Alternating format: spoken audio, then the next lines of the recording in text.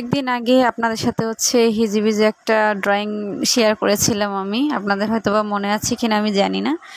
আর যারা দেখেছেন তো দেখেছেন, তারা জিনিসটা বুঝতে পারবেন দেখে আমার সেলাইটা যে আমি কোন কাজের কথা বলতেছি।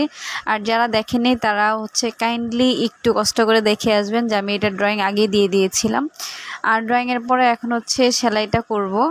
আর এই জামাটা আমি হুট করে যে আমার সেলাই ডিজাইনটা মাথায় আসছে, তা আমি হুট করে কাপড়টা কিনে ডিজাইনটা করেছি। জানি না কেমন হবে, কিন্তু মাথায় আসছে, আমার মনে হয়েছে ভালো হবে। আর এখানে আমি খুব সিম্পল কিছু সেলাই করব, সিম্পল কয়েকটা কাজ রাখবো। যদিও কাজগুলো সিম্পল হইলে অনেক কষ্টের কাজ। তো প্রথমে আমি ডাল ফোড় দিয়ে যে ডালগুলো সেগুলো আমি করে নিয়েছি। এখানে আমি একতার করে সুতা নিয়েছি, যেহেতু ডালগুলো চিকন চিকন রাখবো। আর মোটা রাখতে চাইলে আপনারা 2 তার সুতা নিতে পারেন। তারপরে যে বড় ফুলগুলো একটু সাইজে বড়, আমি সবগুলো কাজ ছোট ছোট রেখেছি। আমার মন চাচ্ছিল আর কি যে ছোট একটা কাজের জামা পরি। আমি এখন পর্যন্ত ডিসাইড করতে পারিনি আমি এই জামার সাথে ওড়না কি পরবো। আমি সালোয়ার আর জামা সেম কালার রেখেছি, কাজও একই রকম হবে। তো ওড়না কি কালার নিব, যেহেতু আমি এখনও সিলেক্ট করিনি। আমি এখানে মাল্টি কালার সুতা দিয়েছি, যে কোনো এক কালার ওড়না পরলেই হবে।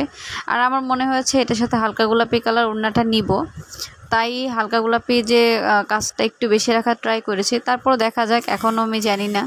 ফুলগুলো করার পর আমি পাতার কাজটা করতেছি। পাতাটা দেখেন আমি একটু অন্য স্টাইলে করেছি ভরাটটা।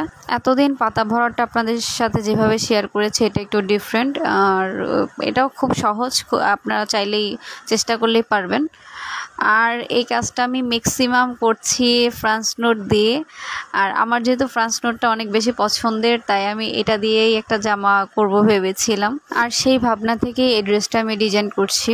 আমি পাতাতেও কয়েকটা সবুজ টাইপের কালার রেখেছি, এখানে একটু গ্রিন ছিল, একটু শ্যাওলা কালার টাইপের ছিল।